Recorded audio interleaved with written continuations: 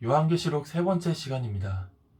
우리는 앞서 했던 1강, 2강에서 찬양하고 수신자와 발신자를 밝히고 인사하고 그렇게 서론을 마무리했습니다. 오늘부터는 본격적으로 요한계시록의 환상 이야기가 시작이 될 것입니다. 드디어 요한이 본 환상이 나옵니다. 12절을 제가 읽어드리겠습니다. 몸을 돌이켜 나에게 말한 음성을 알아보려고 돌이킬 때에 7 금촛대를 보았는데, 뒤에서 큰 음성이 들렸습니다. 요한은 그 음성의 주인공이 누구인지 보고 싶었겠죠. 보려고 이제 등을 딱 돌렸는데 그때 7 금촛대를 봅니다. 이 7 금촛대는 과연 무엇을 상징하는 것일까요? 20절에 나오는데요. 20절에 보면 7 촛대는 7 교회니라 이렇게 직관적으로 나와 있어요. 이거는 7 교회를 가리키는 소재입니다. 그러니까 요한이 목소리를 듣고 뒤를 돌아보니까 뭐가 보인 거냐면 7 교회가 보인 것입니다. 자, 그런데 그 촛대 사이에 누군가가 계십니다. 13절을 보면요. 촛대 사이에 인자 같은 이가, 여기까지요. 인자 같은 이가 계셨다고 합니다. 인자는 번역이 된 건데 사람 인자의 아들 자자죠. 그러니까 사람의 아들이죠. 이 표현은 신약에서 예수님이 자신을 지칭하실 때 쓰셨던 표현입니다. The Son of God, 인자. 유명한 말씀 다들 아시잖아요. 인자는 안식일의 주인이니라. 이렇게 들으면 멋있기는 한데 이걸 우리말로 말하면 어떻게 되냐면 사람의 아들이 안식일의 주인이니라. 이게 무슨 소리인지 이해가 안 되죠. 그런데 더 이해가 안 되는 건 뭐냐면 그 이야기를 들은 유대인들의 반응이에요. 이 유대인들이 그렇게 말한 예수님을 죽이려고 듭니다. 유대인들은 이 말을 결코 가볍게 여기지 않았습니다. 왜냐면 이건 완곡어법이거든요. 다른 사람들, 다른 문화권에 있는 사람들은 잘 모르지만 같은 문화권 안에서는 다 아는 것이 완곡어법이죠. 우리나라에도 여러 가지 신조어들, 여러 가지 줄임말들, 그것들이 쏟아져 나오고 있는데 이걸 외국인들은 잘 모르지만 같은 문화권을 가진 우리들은 그게 무슨 뜻이고 어떤 뉘앙스를 가졌는지 다 알듯이 우리는 인자라는 말이 딱 이해가 되지 않지만 유대인들은 그 인자가 무슨 뜻인지 자기들끼리 다 알았어요. 다니엘서를 보면요. 거기에서 묵시가 나옵니다. 나중에 한번 찾아보세요. 인자 같은 이에게 하나님께서 권세, 영광, 생명, 나라, 영원 이걸 다 주셨다고 말합니다. 그런데 그 인자 같은 이가 나다. 예수님께서 이렇게 말씀을 하셨다는 거예요. 유대인들이 듣기에는 이거는 굉장히 참남된 이야기죠. 인자는 사람으로 오실 메시아를 가리키니까요. 예수님을 믿지 않았던 유대인들은 이 말을 결코 가볍게 여기지 못했습니다. 인자 같은 이가 이미 다니엘에서 나왔고 너희가 생각하고 고대하는 메시아, 그 구세주, 그 인자가 바로 나다. 예수님께서 말씀을 하셨습니다. 그리고 지금 요한은 그 인자 같은 이를 내가 봤다. 이렇게 이야기를 하죠. 그러니까 오늘 말씀에서 요한은요. 예수님을 지금 보고 있는 겁니다. 환상으로요. 자, 앞서 말씀드렸듯이 7 촛대는 교회를 말합니다. 그리고 그 교회 사이를 지금 묘사된 인자 같으신 이가 거닐고 계신다고 해요. 이거는 무슨 말이냐면 이런 말이에요. 저희 집 앞에, 지금 저 앞에 사진 찍으면 굉장히 잘 나오는 핫플레이스 카페가 있습니다. 제가 그 카페를 이제 사요. 진짜로 산다는 말이 아니고 가정으로 제가 그 카페를 삽니다. 그리고 그 카페 안을 막 돌아다닙니다. 왜 돌아다닐까요? 제 거니까요. 남의 사업장을 막 마음대로 휘젓고 다니면 이상한 사람이죠. 내 카페, 내 소유물이니까 돌아다니면서 이렇게 돌아보는 거예요.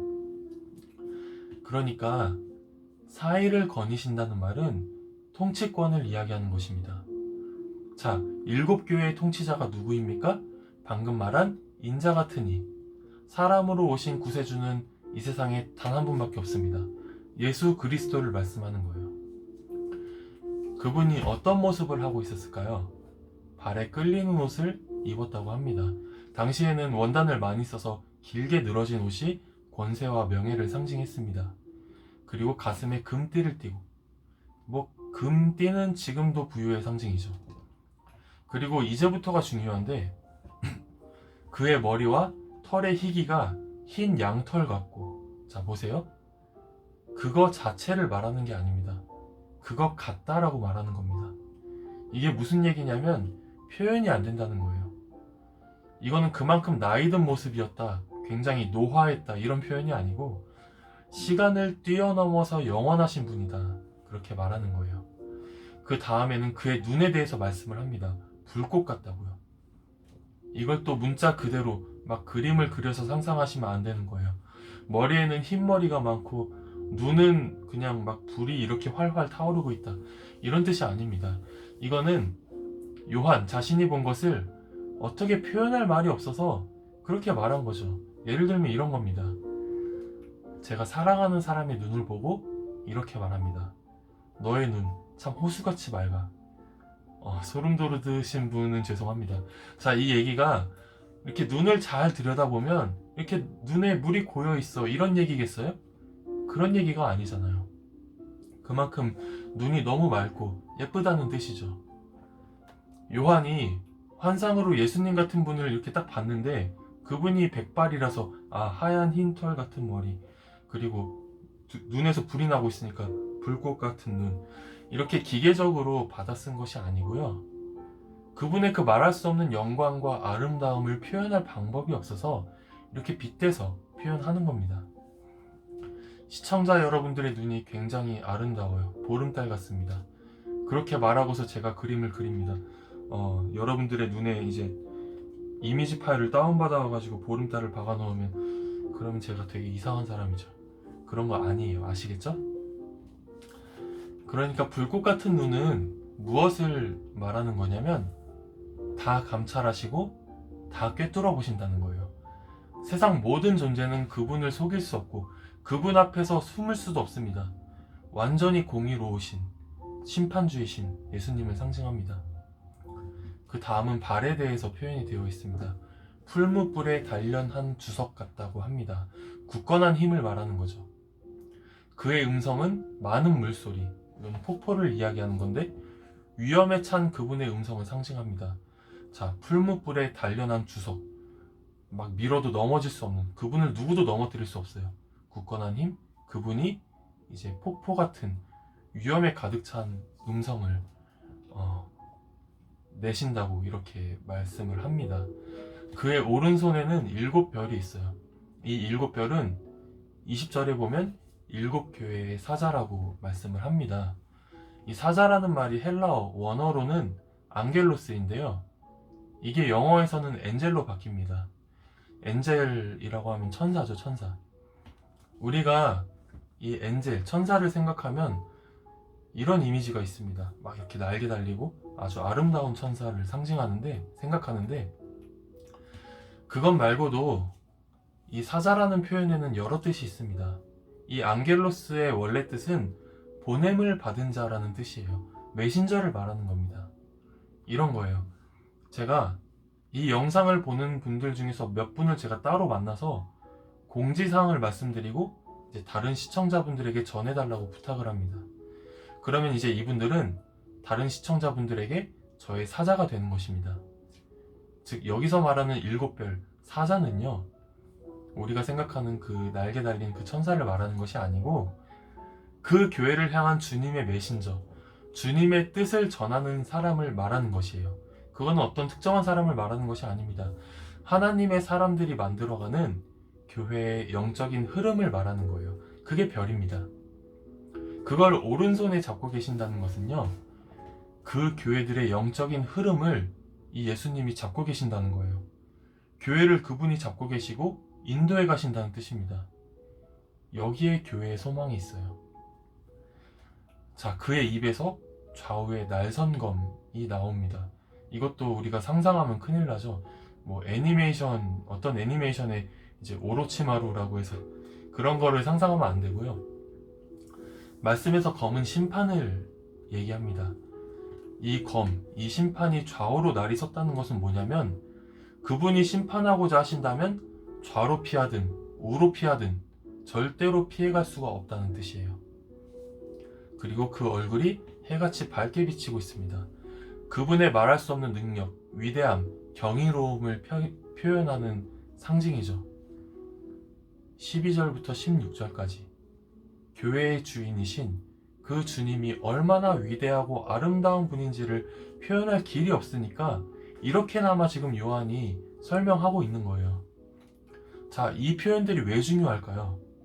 이 표현들이 왜 중요하냐면 이제 그 다음에 보여주시는 환상이 교회에 대한 환상인데 그 교회들의 주인이 어떤 분이신지를 알아야 교회를 향한 메시지가 어떻게 응답될 것인지 소망을 가질 수 있기 때문입니다. 자, 이 말씀들을 다 종합해보면 우리 주님이 어떤 분이실까요? 세상의 그 무엇과도 비교할 수 없는 능력과 정결함을 가지시고 그 강력한 힘과 위엄으로 심판하시면 누구도 피해갈 수 없고 그 위엄 앞에 누구나 다 벌벌 떨 수밖에 없는 그 영광스러운 강하신 분이 우리 교회의 주인이라는 겁니다. 그리고 이분이 우리에게 말씀을 하신다는 겁니다. 여기에 교회의 영광이 있는 거예요. 우리가 착각하면 안 될 것 같습니다. 우리 교회가 지금보다 더 힘있고 권세 있는 사람들이 많아지고 여러 화려한 시스템이 구축돼서 예배가 화려해지면 그때 교회가 영광스러워지는 게 아니고요. 교회는 이 교회의 주인이신 영광스러운 예수님 때문에 영광스러운 거예요. 지금 세상은 교회를 어떻게 쳐다보고 있습니까? 2021년 3월 12월 기준으로 보면 손가락질을 합니다. 근데 오늘만 그런 게 아니고 지금까지 쭉 그래왔습니다. 우습게 여기죠. 왜 그런지 아십니까? 교회를 볼 줄 모르기 때문이에요. 세상이 보는 교회의 모습은요, 다른 게 아닙니다. 여러분과 저의 모습이에요. 그들은 뭘 못 봅니까? 교회의 건물도 볼 줄 알고 시스템도 볼 줄 알고 교회에 다니는 사람도 볼 줄 알고 그 교회 치리하는 목사도 볼 줄 압니다. 그런데 여러분, 세상이 못 보는 것이 하나 있어요. 교회의 머리이신 예수 그리스도를 보지 못해요. 그러니까 교회가 한없이 초라해 보이죠. 교회에 수많은 문제가 있고 아픔이 있고 너무나도 초라해 보이고 지금 세상 가운데 있는 그 지상교회는 정말 아무것도 아닌 것처럼 보이지만 교회의 머리이신 예수 그리스도의 찬란한 영광을 볼 줄 아는 사람은 교회가 얼마나 영광스러운 하나님의 몸인지를 보는 거예요. 사람들이 왜 교회에 소망이 없다고 하시는지 아십니까? 교회에 문제가 있는 게 아니고 물론 교회가 연약한 게 있어요. 하지만 그 교회의 문제 때문이 아니라 교회의 주인이신 예수님을 볼 줄 모르기 때문이에요. 여러분들 각자가 섬기는 교회를 바라보실 때 무엇을 보십니까? 담임 목사님? 어떤 교사나 중직자? 프로그램? 외적인 건물들? 그런 것들보다 우리 교회의 모든 영광을 붙잡고 계시는, 우리 교회의 모든 영적인 흐름을 주관하고 계시는 그 주님을 바라볼 때 교회의 영광이 보이는 거예요. 우리가 믿음 생활할 때 어떤 사람이나 시스템들이나 말도 안 되는 것들을 우리가 보면 솔직히 답이 없죠. 교회의 주인이신 예수 그리스도를 보고 사역했을 때 답이 보이는 거예요. 그런 사람의 봉사를, 그런 사람의 헌신을 주님께서 기쁘게 보십니다. 오늘은 특별히 교회에서 봉사를 하고 계시는 분들께 말씀을 드리고 싶어요. 무엇을 위해서 교회를 섬깁니까? 무엇을 위해서 각자 부서의 학생들이나 맡겨진 교구의 성도님들을 섬깁니까? 그것을 돌아보길 원합니다. 우리는 요한이 본 그 영광스러운 주님을 보고 느껴야 돼요. 언제요? 예배드릴 때. 물론 계속해서 우리가 느껴야 되겠지만 특별히 예배드릴 때 우리가 느껴야 됩니다. 요한이 주님을 배웠을 때 어떻게 반응하냐면요, 17절에 보면 그의 발 앞에 엎드려져 죽은 것 같이 되었다고 했습니다. 요한만 그런 것이 아닙니다. 구약 선지자 가운데 한 명, 이사야는 하나님을 배웠을 때 뭐라고 했냐면요, 망하였도다, 나는 죽었도다, 이렇게 말합니다. 왜요? 아무리 이사야 자기가 선지자고 거룩하게 살아간다 한들 영광스러운 주님, 전혀 흠없으신 그 주님 앞에서는 서 있을 힘이 도저히 없었던 거예요. 이게 진짜 하나님을 만난 사람들의 반응이었습니다. 우리가 진실로 그런 예배를 경험해 보기를 원합니다. 그게 진짜 예배인 거예요. 진짜 하나님 앞에서 어쩔 줄 몰라 하는 그 영광을 우리가 드리는 예배에서 느끼기를 원합니다. 그런 예배자들에게, 하나님의 영광스러움 앞에서 떠는 사람에게 주님께서 말씀하십니다. 17절 하반절에 그가 오른손을 내게 얹고 두려워하지 말아라, 이렇게 말씀하셨습니다. 예수님이 자주 하셨던 말씀이었어요. 두려워하지 말아라. 내니 두려워 말라. 나는 처음이요 마지막이다. 나는 전능하신 하나님이고 내가 시작했기 때문에 반드시 내가 끝낸다. 자, 18절 말씀 보겠습니다. 곧 살아있는 자라. 내가 전에 주었었노라. 볼지어다. 이제 세세토록 살아있어 사망과 음부의 열쇠를 가져노니. 자, 죽었는데 살아계시고 이제는 영원토록 살아계셔서 사망과 음부의 열쇠를 가지셨다고 합니다.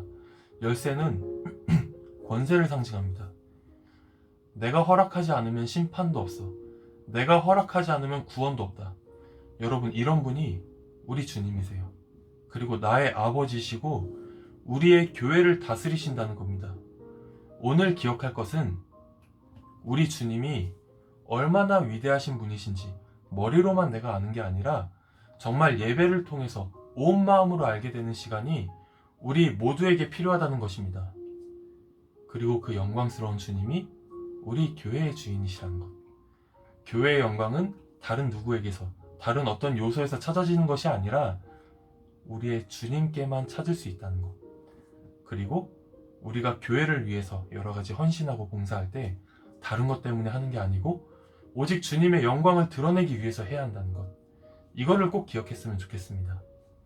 이 영상 시청도 그렇습니다.